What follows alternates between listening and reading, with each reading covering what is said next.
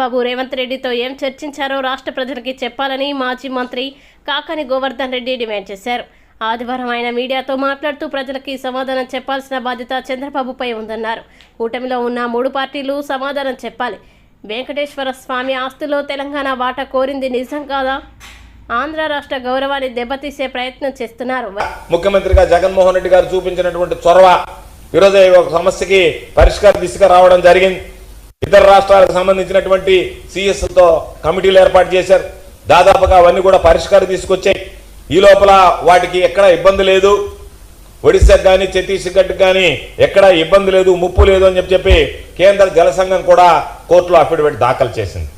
కాబట్టి దానికి సంబంధించినటువంటి అడ్డంకులు దాదాపుగా తీరిపోయి కొలిక్కి వచ్చేటువంటి సమయంలో మరలా మీరు పోలవరం కొన్నటువంటి ఆ ముంపు మండలాల్లో ఉండేటువంటి గ్రామాలను తిరిగి తెలంగాణకి విలీనం చేస్తాము తెలంగాణ రాష్ట్రంలోనంటే సమస్య మరలా మొదటకు వచ్చేటువంటి ప్రమాదం లేదనేటువంటిది ఆలోచన చేయండి. ముంపు గ్రామాలని ఈరోజు మనం ముంచేస్తే పోలవరం ప్రాజెక్టు ఏ విధంగా ముందుకు సాగుతుంది? మరలా కొత్త సమస్యలు ఉత్పన్నమైనటువంటి పరిస్థితి. కాబట్టి మీరు తీసుకునేటువంటి నిర్ణయం ఏ విధంగా ఉంది అంటే మన రాష్ట్రం జుట్టు తీసుకువెళ్ళి తెలంగాణ చేతిలో పెట్టినట్టుగా ఉంది తప్ప రాష్ట్ర ప్రయోజనాలను కాపాడేటువంటి విధంగా కాకుండా రాష్ట్ర ప్రయోజనాలను పణంగా పెట్టేటువంటి విధంగా ఉంది తప్ప మరొకటి కాదు అని చెప్పి ఈ సందర్భంగా మాట్లాడుతున్నాం. అందుకని పోలవరం ప్రాజెక్టు ఎప్పుడులాగా పూర్తవుతుందంటే సమాధానం చెప్పలేనటువంటి మీరు పోలవరం కట్టేది పక్కన పెట్టి ఈరోజు మీరు వెళ్ళినటువంటి మీ భేటీలో మరిన్ని సమస్యలు పోలవరానికి సంబంధించి పోలవరం ప్రాజెక్టుకు సంబంధించి సృష్టించేటువంటి ప్రయత్నం చేశారేమో అనేటువంటి అనుమానాలు సందేహాలు వచ్చేటువంటి పరిస్థితి అని చెప్పి మీ అందరికీ తెలియజేస్తున్నాను. మీ మధ్య జరిగినటువంటి అనేక విషయాల గురించి మాట్లాడితే ఏ ఒక్కదానికి మీరు ఇతిమధ్యంగా సమాధానం చెప్పలే. పుంకాలుగా వార్తలు వచ్చాయి, వాటిని ఖండించలే. పోర్టులో వాటాలు అడిగారని చెప్పారు. మన పోర్టులకు సంబంధించి తెలంగాణ ప్రభుత్వం తెలంగాణ ముఖ్యమంత్రి గారు ఆంధ్ర రాష్ట్రానికి సంబంధించినటువంటి పోర్టులో వాటాలు అడిగారు అని చెప్పి అడిగారు. ఆ వాటాలకు సంబంధించి జరిగిందా? మీరు ఏమి నిర్ణయం తీసుకున్నారు? ఏమి నిర్ణయం తీసుకోవాలనుకుంటున్నారు? ఇది మీ ఇద్దరికి సంబంధించినటువంటి అంశం కాదు, 2 రాష్ట్రాల ప్రజలకు ముడిపడినటువంటి అంశం, రాష్ట్ర ప్రజలకు సమాధానం చెప్పాల్సినటువంటి అంశం. కాబట్టి వాటి గురించి మాట్లాడలేదు. చివరికి ఏడుకొండల స్వామికి కూడా చెయ్యి పెట్టాడు ఆయన. నాకు ఏడుకొండల స్వామి దగ్గర కూడా తిరుపతిలో కూడా మాకు వాటా ఇవ్వండి ఒక 48% అని అడిగాడు అని చెప్పి అన్నారు. దాని మీద ఎక్కడ నోరు తెరిచి మాట్లాడినటువంటి సందర్భం లేదు, దాన్ని ఖండించలేదు. ఇది జరగలేదు, ఇది చర్చకి రాలేదు అనే మాట మీరు మాట్లాడలేదంటేనే ఇవి చర్చకి వచ్చాయా అనేటువంటి అనుమానం. చర్చకి వచ్చి ఉండాలి, లేకపోతే ఈ వార్తలన్నీ ఉంటే అయ్యా ఈ వార్తలు ఏమీ రాలేదు, ఈ వార్తలను ఖండిస్తున్నాం, ఇవేవి మాలో చర్చకు రాలేదని ఉభయ రాష్ట్రాలకు సంబంధించినటువంటి మంత్రులు ఎందుకు నోరు మెదిపి చెప్పలేకపోయారు? మీరు చెప్పలేకపోయారు అనడంలోనే సందేహం కలిగేటువంటి పరిస్థితి. అంటే ఈయన సంపదను సృష్టిస్తాను, సంపదను పంచుతాను అన్నాడు తప్ప ఇది రాష్ట్ర ప్రజలకు పంచడానికా? నువ్వు సృష్టిస్తున్నటువంటి లేదా ఉన్నటువంటి రాష్ట్రం సృష్టించుకున్నటువంటి సంపదని ఇతర రాష్ట్రాలకి పంపిణీ చేయడానికి పోయావు అనేటువంటిది అర్థం కానటువంటి సమస్యగా మారిపోయింది ఈరోజు. అందుకనే మీ మంత్రులు మాట్లాడేటప్పుడు కూడా వీటికి ఎక్కడ సమాధానం చెప్పకుండా భయంగా బెరుగ్గా ఎప్పుడెప్పుడు లేచి వెళ్ళిపోదామా, ఎప్పుడెప్పుడు అసలు ఇది సమావేశం ముగిద్దామా అనేటువంటి ఆలోచన చేశారు తప్ప ఇది ఒక ఉన్నత స్థాయి ముఖ్యమంత్రులతో కూడినటువంటి సమావేశం. కాబట్టి దాని మీద మేము చాలా ఆశించాం, ప్రజలు ఆశించారు. అనేక సందర్భాల గురించి మాట్లాడతారు, అనేక పరిష్కారాలు సూత్రప్రాయంగా అంగీకరించి ఉంటారు. మిగతా వాటికి ఏ విధంగా ముందుకు వెళ్ళాలనేటువంటి దాని మీద ఒక దిశ నిర్దేశించుకుని ఉంటారు అనుకుంటే ఏమీ లేకుండా మొక్కుబడిగా తూతు మంత్రంగా నామమాత్రంగా ఇద్దరు కలిసి కూర్చొని టీ బిస్కెట్ తిన్నట్టుగా ఉంది తప్ప ఇది ఏ మాత్రం రాష్ట్ర ప్రజలకు సంబంధించి ఉపయోగపడేటువంటిదో లేదా చంద్రబాబు నాయుడు హైప్ క్రియేట్ చేసుకోవడానికి పెట్టినటువంటి సమావేశంగా ఉంది తప్ప మరొకటి కాదు అని చెప్పని ఈరోజు ఎందుకు 75వ జయంతి ఘనంగా నిర్వహించాలని వైఎస్ఆర్సీపీ ఎంపీ వైవి సుబ్బారెడ్డి తెలిపారు. ఆదివారం ఆయన వైఎస్ఆర్సీపీ కార్యాలయంలో పార్టీ నేతలతో సమావేశం నిర్వహించారు. ఈ సందర్భంగా వైవి సుబ్బారెడ్డి మాట్లాడుతూ ఓటమి తర్వాత ఎవరూ డీలా పడాల్సిన అవసరం లేదు, గెలుపోటమిలు సహజం, కారణం ఏదైనా కానీ ప్రజా తీర్పుగానే భావించాలి, పార్టీ నాయకులంతా ప్రజలు అండగా ఉండాలని వైవి సుబ్బారెడ్డి పిలుపునిచ్చారు. అందరికీ నమస్కారం. ఈరోజు విశాఖపట్నం జిల్లా వైఎస్ఆర్ కాంగ్రెస్ పార్టీ నాయకులు, జెడ్పీటీసీలు, ఎంపీపీలు, నియోజకవర్గ ఇన్ఛార్జీలు, ఎమ్మెల్యేలు, ఎమ్మెల్సీల అందరితో సమావేశం నిర్వహించుకోవడం జరిగింది.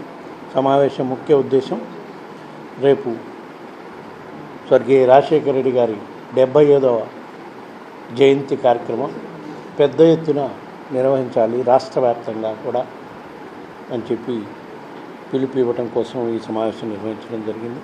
అదేవిధంగా ఓటమి తర్వాత కార్యకర్తలు నాయకులు అందరూ ఎవరు కూడా డీలా పడిపోయి పార్టీ కార్యక్రమాల్లో పార్టిసిపేట్ చేయకుండా ఉండకూడదు. తప్పకుండా గెలుపు ఓటములు అనేవి సహజం. కారణాలు ఏమన్నా కానీ అది ప్రజా తీర్పుగానే మనం భావించాలి. కాబట్టి రాబోయే రోజుల్లో పార్టీ బలోపేతం చేసుకుంటూ ప్రజలకు అందుబాటులో ఉంటూ ప్రజలకి ఏ మేరకు మనం అండగా నిలబడగలమో ఆ కార్యక్రమాన్ని ముందుకు తీసుకొని పోవాలి. ఫైన్, వాళ్ళు ఇచ్చిన హామీలను బట్టి నమ్మి అధికారం ఇచ్చారో ప్రజలు, వేరే కారణాల వల్ల ఇచ్చారో, ప్రజలకు మేలు జరిగే కార్యక్రమం అయితే చేయాలి. వాళ్ళు అధికారంలోకి వచ్చారు కాబట్టి హామీలు ఇచ్చి అవి చేస్తారా లేదా అనేది మనం చూద్దాం. ఇప్పటివరకు అయితే పెన్షన్లు చేస్తున్నారు, మిగతా ఎప్పుడు నుంచి చేస్తారో ఏం చేస్తారో అన్నీ గమనిద్దాం. బట్ ఏదైనా అల్టిమేట్గా మనం ప్రజలకు అండగా నిలబడదాం, పార్టీని బలోపేతం చేసుకొని పోదాం, ముందుకు పోయే కార్యక్రమం చేద్దాం. జగన్మోహన్ రెడ్డి గారి నాయకత్వంలో ముందుకు పోదాం. మళ్ళీ రాబోయే రోజుల్లో తప్పకుండా మళ్ళీ మనం అధికారం వస్తుంది. ప్రజలకు అండగా నిలబడుతూ తప్పకుండా ప్రజలు ఆస్వాదించే కార్యక్రమం ఎప్పుడైనా కూడా చేస్తారు అని ఒక సందేశం ఇచ్చే కార్యక్రమం చేయడం జరిగింది. అదేవిధంగా రేపు 75వ జయంతోత్సవం కాబట్టి వివిధ ప్రాంతాల్లో ఉండే ప్రజలు కూడా పెద్ద ఎత్తున ఈ జయంతి కార్యక్రమాలు చేసుకునే విధంగా నాయకులు కార్యక్రమం. అనకాపల్లి హోంమంత్రి వంగలపూడి అనిత కామెంట్స్. కొప్పుగుండుపాలెం మైనర్ బాలిక హత్య ఘటన దురదృష్టకరం. నిందితుని కోసం ప్రత్యేక పోలీస్ బృందాలు రంగంలోకి దిగాయి. ఎట్టి పరిస్థితుల్లో నిందితుడిని పట్టుకుంటాం. ఈ కేసులో పోలీసులు నిర్లక్ష్యం ఉంటే ఖచ్చితంగా చర్యలు తీసుకుంటాం. సీఎం చంద్రబాబుతో మాట్లాడి కుటుంబానికి న్యాయం చేస్తాం. చీరాల ఘటనలో కూడా నిందితుడిని 36 గంటల్లో పట్టుకున్నాం. గాంజాయి డ్రగ్స్పై ఉక్కుపాదం మోపుతున్నాం. చోటు చేసుకుంది. ఒక అమ్మాయిని, మైనర్ బాలికని, 9వ తరగతి చదువుతున్న ఒక మైనర్ బాలికని అతి కిరాతకంగా హత్య చేయడం అనేది మనందరం కూడా చూస్తున్నాము. అక్కడ ఆల్రెడీ టీమ్స్ కూడా దాని మీద వేస్తున్నాము. ఎస్పీ గారితో నేను ఇన్ఫర్మేషన్ తెలిసిన వెంటనే ఎస్పీ గారితో నేను మాట్లాడి పొజిషన్ ఏంటని కూడా కనుక్కోవడం జరిగింది. విషయం ఏంటంటే, ఏదైతే ఒక అమ్మాయి ఇంతకు ముందు ఆ అమ్మాయిని ఇబ్బంది పెట్టి పోక్సో చట్టం ద్వారా అబ్బాయి జైలుకి కూడా వెళ్ళాడు. మొన్న రిమాండ్ కూడా పంపించారు. మొన్న రీసెంట్గా ఒక 15 రోజుల క్రితం అతను జైలు నుంచి బెయిల్ మీద బయటకు వచ్చాడు. వచ్చిన తర్వాత అమ్మాయిని హత్య చేయడం జరిగింది. దానికి సంబంధించి ఇంచుమించుగా 18 పేజీల వాంగ్మూలం కూడా ఇంచుమించు వాంగ్మూలం ఒక లెటర్ కూడా పెట్టున్నాడు అక్కడ. అతనైతే ఇప్పుడు మనకి పరారులో ఉన్నాడు. ఎట్టి పరిస్థితుల్లోని కూడా పోలీస్ డిపార్ట్మెంట్ అంతా కూడా సుమారుగా 8-9 బృందాలు కూడా ఏర్పాటు చేయడం జరిగింది. అన్ని బృందాలు కూడా ఈరోజు అతనికి పట్టుకోవడానికి ప్రయత్నం కాదు, ఎట్టి పరిస్థితులు పట్టుకొని తీరుతాయి. ఎందుకంటే ఎవరు చట్టం ముందు ఎవరు కూడా తప్పించుకునే పరిస్థితికి లేదు. డెఫినెట్గా ఎవడైతే హత్య చేశాడో అతన్ని ఇమీడియట్గా మేము పట్టుకునే ప్రయత్నం కాదు, పట్టుకొని తీరుతాం. డిపార్ట్మెంట్ వాళ్ళకి కూడా చాలా క్లియర్ ఇన్స్ట్రక్షన్స్ వెళ్ళి చంద్రబాబు నాయుడు గారు, లోకేష్ బాబు గారు, పవన్ కళ్యాణ్ గారు కూడా దీని మీద ఆరా తీయడం జరిగింది, నాతో మాట్లాడడం జరిగింది. డెఫినెట్గా ఎట్టి పరిస్థితుల్లోని నిందితుడు ఎవరైతే ఉన్నాడో అతి తొందరగా వీలైతే ఈ రోజు రేపట్లోనే నిందితుడిని పట్టుకొని అరెస్ట్ చేసే పరిస్థితి కొన్నిసార్లు వెనక పడుతున్నారని చెప్పేసి ఫిర్యాదు చేయడం జరిగింది. అయినా సరే పట్టించుకోలేదు. లేదమ్మా, కంపల్సరీగా నిజంగా అదే కనుక జరిగితే, నిజంగా అమ్మాయి దగ్గర నుంచి కంప్లైంట్ వెళ్ళి ఆ పోలీసులు కనుక పట్టించుకోలేదన్న సంగతి తెలిస్తే డెఫినెట్గా ఏ పోలీస్ అయితే ఆ పోలీస్ మీద చర్యలు తీసుకుంటాం. అందులో అక్కడెక్కడ కూడా బ్యాక్ స్టెప్ వేసే పరిస్థితి లేదు. కానీ మాకు వచ్చిన ఇన్ఫర్మేషన్ ఏంటంటే అటువంటి పరిస్థితి ఏమీ లేదు. చాలా ఆఫ్ సడన్ వచ్చి అతను హత్య చేసి వెళ్ళాడు అన్నది మాకు వచ్చిన ఇన్ఫర్మేషన్. కొన్ని రోజుల నుంచి కూడా మళ్ళీ ఫాలో అవుతున్నాడు అని చెప్పి. లేదమ్మా, నిజంగానే వాళ్ళ బ్రదర్ కూడా చాలా ఇనిషియేషన్ తీసుకున్నాడు. ఇంతకు ముందు కూడా తను బెంగళూరులో పనిచేసేవాడు.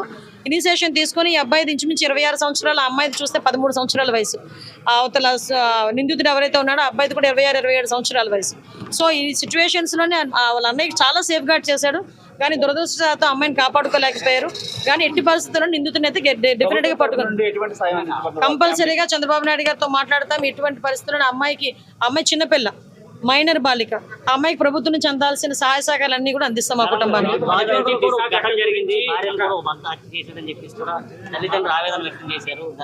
అమ్మ విషయం ఏంటంటే మేము చాలా సందర్భాల్లో చెప్పున్నాము, చాలా సంఘటనలు జరుగుతున్న సందర్భంలో పోలీస్ డిపార్ట్మెంట్ వాళ్ళు కూడా చాలా ఫర్మ్గా ఉన్నారు. లాస్ట్ టైం మీరు చూసారు, చీరాల సంఘటన జరిగిన తర్వాత సుమారుగా 36 గంటల నిందితులను పట్టుకొని మేము రిమాండ్ కూడా పంపించుకోవడం జరిగింది. ఎక్కడ ఏమి జరిగినా చాలా యాక్టివ్గా పోలీస్ డిపార్ట్మెంట్ వాళ్ళు పనిచేస్తున్నారు. ఎక్కడ జరగకుండా ఉండే బాధ్యత కూడా తీసుకుంటున్నాం. వీటన్నిటికీ కూడా మూల కారణం గాంజాయి మత్తులో చాలా మంది చేస్తున్నారు, డ్రగ్స్ మత్తులో చేస్తున్నారు. కాబట్టి వాటిని పూర్తిగా ప్రక్షాళన చేయడానికి ఒక క్యాబినెట్ సబ్ కమిటీని కూడా ఏర్పాటు చేసుకొని మొన్ననే మేము టాస్క్ ఫోర్స్ కూడా ఏర్పాటు చేయడానికి కూడా సిద్ధంగా ఉన్నాం. ఒక టోల్ ఫ్రీ నెంబర్ అన్ని కూడా ఏర్పాటు చేస్తాం.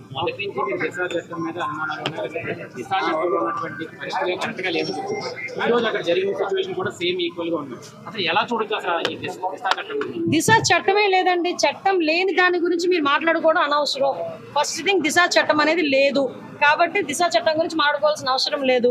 ఇప్పుడున్న చట్టాలని బలోపేతం చేసుకుని మనం ఫర్దర్గా ఎటువంటి ఇబ్బంది లేకుండా చేసుకుని. విశాఖ సిటీలో భారీగా చోరీ సొత్తు స్వాధీనం. విశాఖ నగర పరిధిలో జూన్ నెలలో జరిగిన 99 దొంగతనాల కేసుల్లో 78,60,266 విలువైన బంగారం, వెండి, బైకులు, మొబైల్ ఫోన్లు, కాపర్ వైర్, రిఫ్రిజిరేటర్ తదితర వస్తువులు చోరీకి గురైనట్లు నగర పోలీస్ కమిషనర్ తెలిపారు. చోరీకి పాల్పడిన 69 మందిని అరెస్టు చేసి వారి వద్ద నుంచి 37 లక్షల విలువైన భారీ సొత్తుని స్వాధీనం చేసుకున్నామని అన్నారు. బాధితులకి ఆ చోరీ మొత్తం అప్పగిస్తామని అన్నారు. మేము డిటెక్ట్ చేశాము. ఆ స్టోలెన్ ప్రాపర్టీ రికవర్ చేసిన తర్వాత ఈరోజు బాధితులందరికీ అప్పచెప్పడం జరుగుతుంది. కొందరికి ఆల్రెడీ ఈ సంవత్సరంలో ఇవ్వడం జరిగింది. మొత్తం 69 మంది దొంగలను పట్టుకొని 37,715 రూపాయలు విలువైన వస్తువులు, అందులో గోల్డ్ జ్యువెలరీ ఉంది, mobile phones, vehicles, 2 wheelers, auto, 4 wheeler అన్నీ ఉన్నాయి. సో కొన్ని కేసెస్ ఇంకా పాతది, ఒక రబరీ కేస్, కొన్ని డే హౌస్ బ్రేకింగ్, కొన్ని నైట్ హౌస్ బ్రేకింగ్, ఇవన్నీ కూడా మా crime teams under the leadership of DCP crimes and joint city వాళ్ళ ఆధ్వర్యంలో, వాళ్ళ మార్గదర్శనంతో డిటెక్ట్ చేశారు. అందులో గోల్డ్ వచ్చేసి 381.93 గ్రామ్స్, సిల్వర్ వచ్చేసి వెండి 501.36 గ్రామ్స్, క్యాష్ 7,94,020 రూపాయలు,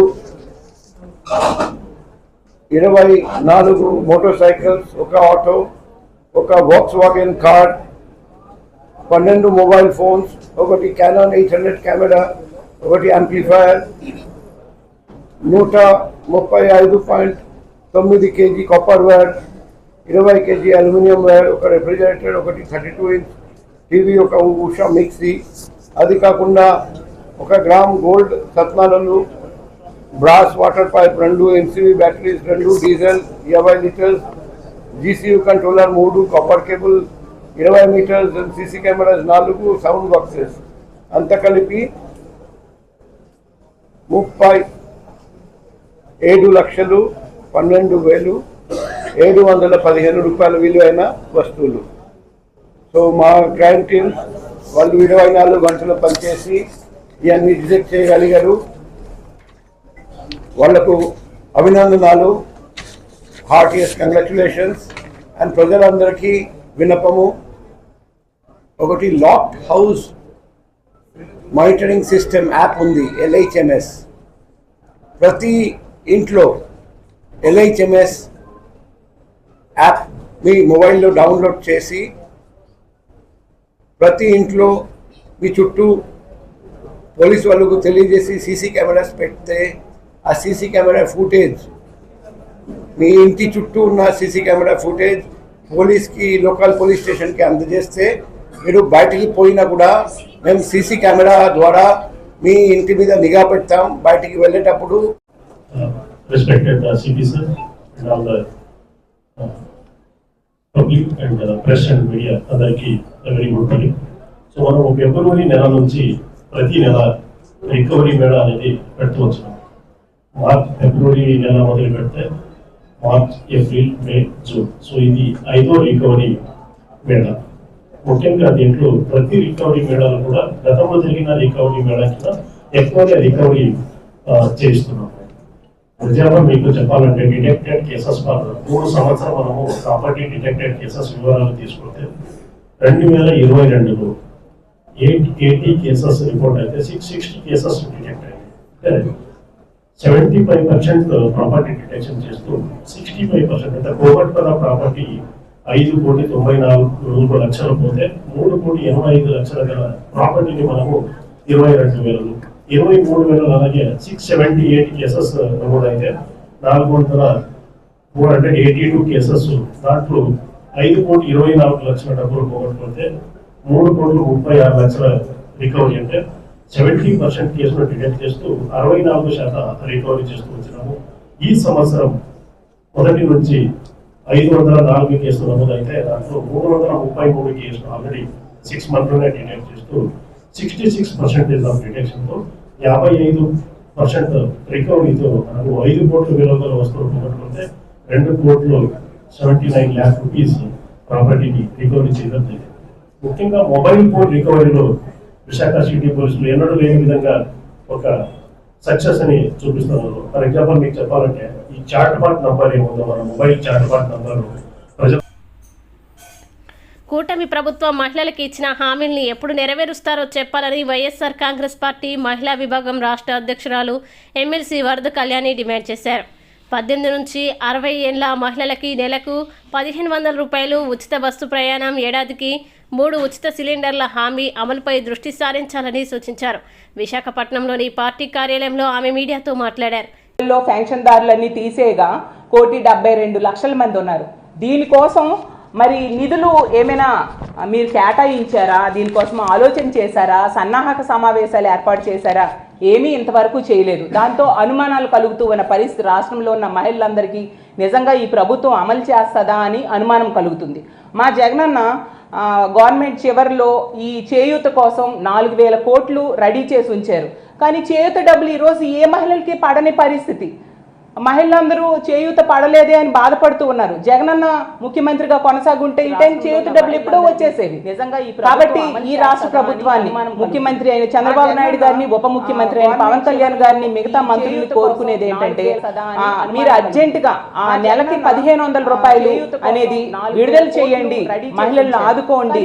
అలాగే తీసుకుంటే ఈ చేయూత డబ్బులు కూడా జగనన్న ఆల్రెడీ డబ్బులు సమకూర్చి పెట్టిన చేయూత డబ్బులు కూడా మీరు వెంటనే మహిళల అకౌంట్ లో వేయండి అని కోరుతున్నాము. అలాగే తీసుకుంటే మా ప్రభుత్వంలో అమ్మబడి అనే పథకాన్ని ప్రతి మహిళ అంటే బిడ్డలకి స్కూల్కి పంపే మహిళలకి 15,000 రూపాయలు ప్రతి సంవత్సరం టెన్షన్ గా 2019-20 సంవత్సరం నుంచి కూడా జగనన్న ఇస్తూ వచ్చారు. 25,800 కోట్ల రూపాయలు 44.5 లక్షల మంది మహిళలకి టెన్షన్ గా ఇచ్చిన మాట ప్రకారం జగనన్న ఇవ్వడం జరిగింది. కానీ ఈ రోజు తీసుకుంటే చంద్రబాబు నాయుడు గారు కూటమి అనేది ఏర్పడినప్పుడు ఎన్నికల ముందు ఏం చెప్పారు? పుట్టిన ప్రతి బిడ్డ, స్కూల్కి పంపిన ప్రతి బిడ్డకు కూడాని మేము 15,000 రూపాయలు ఇస్తాము. అంటే ఇంచుమించు ఈ రాష్ట్రంలో 1 కోటి మంది పైగా బిడ్డలు ఉన్నారు, స్కూల్కి వెళ్తున్న పిల్లలు. వాళ్ళందరికీ కూడా 15,000 రూపాయలు ఇస్తామని చంద్రబాబు నాయుడు గారు ఈ కూటమి సభ్యులు చెప్పడం జరిగింది. మరి మహిళలందరూ కూడా చాలా ఆశపడ్డారు. తప్పేముంది, ఓకే ఇంకా పుట్టిన ప్రతి బిడ్డకి ఇస్తారు, మాకు ఉపయోగపడుతుంది అని చెప్పి ఓట్లేశారు. ఏది అంటే ఇప్పటికి ఎంత దానికోసం రిలీజ్ చేయాలి? 15,000 కోట్ల రూపాయలు. 1 కోటి మందికి 15,000 చొప్పున 15,000 కోట్ల రూపాయలు ఈ ప్రభుత్వం రిలీజ్ చేయాల్సి ఉంది. ఎప్పటికి రిలీజ్ చేస్తారు? ఆల్రెడీ స్కూల్స్ ప్రారంభించేశారు, మనందరము చూసాం. పిల్లలకి స్కూల్స్కి పంపిస్తున్నారు మహిళలు. ఫీజులు కట్టడానికి ప్రైవేట్ స్కూల్స్ కూడా కొందరు మహిళలు పంపిస్తున్నారు. స్కూల్లో పిల్లలకి ఫీజు కట్టమని వాళ్ళు అడుగుతూ ఉన్నారు. డబ్బులు ఇంకా గవర్నమెంట్ నుంచి రాలేదు ఏంటి అని మహిళలు ఆందోళన చెందుతూ ఉన్న పరిస్థితి. ఈ టైంకి జగనన్న కనుక మళ్ళీ అధికారంలో వస్తే ఖచ్చితంగా జూన్లోనే ఆ డబ్బులు వేసేసేవారు. అలాగే తీసుకుంటే రైతాంగం కోసం జగనన్న ముఖ్యమంత్రిగా ఉన్నప్పుడు 13,500 రూపాయలు రైతులకి పెట్టుబడి సాయం కింద ప్రతి సంవత్సరం టంచన్గా 50 లక్షల మంది పైగా రైతుల కోసం జగనన్న వేసేవారు. ఈరోజు చంద్రబాబు నాయుడు గారు కూటమి హామీల్లో ఏమి ఇచ్చారు? ప్రతి సంవత్సరం 20,000 రూపాయలు ఇస్తానని చెప్పారు. చాలా సంతోషం, రైతులకు చాలా ఉపయోగపడుతుంది కావాలి అని రైతులందరూ నమ్మి ఓట్లేశారు. అందులో ఎంతోమంది మహిళా రైతులు కూడా ఉన్నారు. చూసేసరికి ఆల్రెడీ ఖరీఫ్ ప్రారంభమైపోయింది. రైతులకేమో పెట్టుబడి సాయం లేని పరిస్థితి. రైతులు ఆందోళన చెందుతూ ఉన్నారు. ఎందుకంటే గతంలో ఇదే కూటమి 2014లో అధికారంలోకి వచ్చింది, రైతు రుణమాఫీ చేస్తానని చేయలేదు. సేవా కార్యక్రమాల ద్వారా ప్రజాభిమానం పొందాలని రాజ్యసభ మాజీ సభ్యుడు జీవీఎల్ నరసింహారావు అన్నారు. జనసంఘ్ నేత శ్యాంప్రసాద్ ముఖర్జీ జయంతి, జీవీఎల్ జన్మదిన వేడుకలు గాజువాక పార్టీ కార్యాలయంలో నియోజకవర్గ కన్వీనర్ కర్ణంరెడ్డి నరసింహారావు ఆధ్వర్యంలో జరిగాయి. ముందుగా ముఖర్జీ చిత్రపటానికి జీవీఎల్ నివాళులర్పించారు. అనంతరం పేదలకి వస్త్రాల్ని పంపిణీ చేశారు. పాత కర్నివాణిపాలెం తల్లి పేరిట మొక్క నాటే కార్యక్రమంలో ఆయన పాల్గొన్నారు. సమాజ సేవకి ప్రతి ఒక్కరూ పునరంకితం కావాలని పిలుపునిచ్చారు. కార్యక్రమంలో పార్టీ నేతలు గూటూరు శంకర్రావు, సోంబాబు, బాటా శ్రీనివాసరావు, నాగేశ్వరరావు, ఎల్లాజీ, కట్టా పద్మ తదితరులు పాల్గొన్నారు. నుంచి 3-4 చోట్ల మరి అనేక మంది మిత్రులు చేసినటువంటి ప్రోత్బలంతో కేక్ కట్ చేయడం జరిగింది. కానీ ఇక్కడ అది చేయటం లేదు. ఎందుకంటే మా సీనియర్ మోస్ట్ నాయకులు అద్వానీ గారి ఆరోగ్యం బాగా క్షీణించిందని తెలిసింది. సో ఆ సందర్భంలో ఎటువంటి ఆపద కలగకూడదని చెప్పి భగవంతుడిని ప్రార్థిస్తూ ఈ సమయంలో అది చేయటం సరికాదు అని చెప్పి, సో తప్పనిసరిగా అన్యదా భావించొద్దు. పొద్దు నుంచి పాపం నిన్నటి నుంచి పెద్ద కార్యక్రమం పెట్టారు, కానీ మనం సేవా కార్యక్రమంగానే దీన్ని కొనసాగిద్దాం. ఇక్కడ స్థానికుల ఈ విశాఖపట్నం చుట్టుపక్కల అనేక ప్రాంతాల్లో నిర్వాసితుల సమస్య అన్నది చాలా సాధారణ సమస్య. మిగతా జిల్లాల్లో ఎక్కడో అడపా కనిపిస్తుంది తప్పితే ఇక్కడ స్టీల్ ప్లాంట్ కి గ్రామాలు ఖాళీ చేయటం జరిగింది 30-40 సంవత్సరాల క్రితం. పోర్టు కోసం, గంగవరం పోర్టు కోసం భూములు ఇవ్వటం జరిగింది. గ్రామాల్ని తీసేయటం జరిగింది. కొంత రక్షణ అవసరాల మేరకు కూడా గ్రామాల్ని ఖాళీ చేయవలసిన అవసరం ఏర్పడింది. కానీ ఎక్కడ కూడా ఎప్పటికప్పుడు అష్యూరెన్సెస్ ఇచ్చారు తప్పితే, హామీలు ఇచ్చారు తప్పితే అవి దశాబ్దాలైనా నెరవేర్చలేదు. ఇది అత్యంత బాధాకరం. ప్రభుత్వాలు మరి భూమిని సంస్థల కోసం తీసుకున్నప్పుడు ఆ భూముల విలువ ఇప్పుడు చూస్తే కళ్ళు తిరుగుతాయి మనకి. చాలా తక్కువ ధరకి, పప్పు బిళ్ళాల ధరకి నిజం చెప్పాలంటే భూముల్ని ప్రజల దగ్గర నుంచి తీసుకొని సాధారణ ప్రజలకి పెద్దగా అడ్డుకునే శక్తి ఉండదు. మీరు ఇవ్వాల్సిందే, ఇవ్వకపోతే ప్రభుత్వ పరం అయిపోతుంది, జీవో ఇచ్చేసాము. గతంలో ఇటువంటి వ్యవహారమే ఉండేది. ప్రభుత్వం ఒకసారి మరి దానికి సంబంధించి మీ భూముల్ని తీసుకోవాలని చెప్పి ఒక జీవో ఆర్డర్ ఇష్యూ చేసిందంటే మీకు ఇవ్వాల్సిందే, వేరే గత్యంతరం లేదు. అంత కొంత మీకు